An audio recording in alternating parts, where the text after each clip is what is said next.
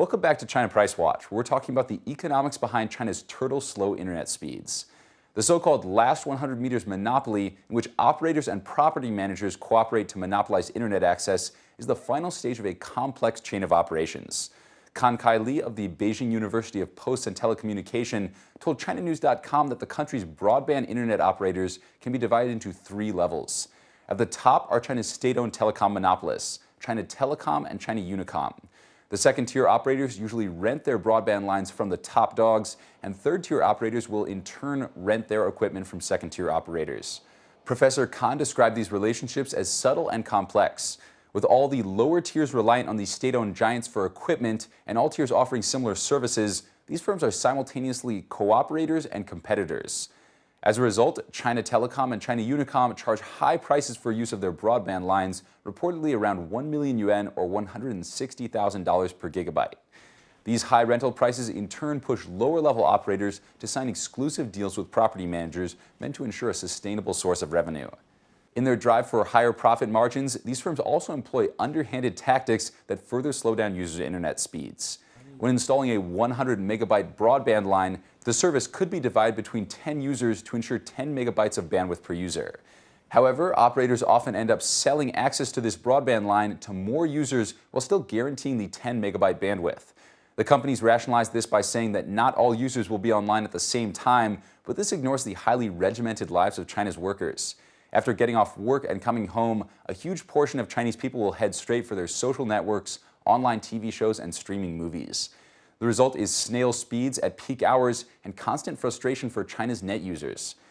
Earlier this year, various levels of government promised to both increase internet speeds and break down the last 100-meter monopoly. China's Ministry of Industry and Information Technology pledged that China's fiber-to-the-home plan would expand to cover 35 million more users, with half of all new users receiving 4 megabytes of cable internet access. The speed is more than 3 times the national average reported earlier this year.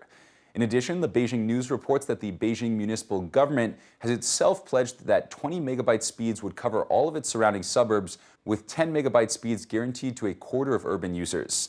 The Beijing Municipal Commission of Housing and Urban Development has ordered an end to the monopoly on residential community access by property managers during the upgrading process. But will these moves be enough to truly break down the monopoly, lower prices, and increase speeds? Many industry observers are skeptical. An article on Qianlong.com points to coming delays and administrative obstacles in the process.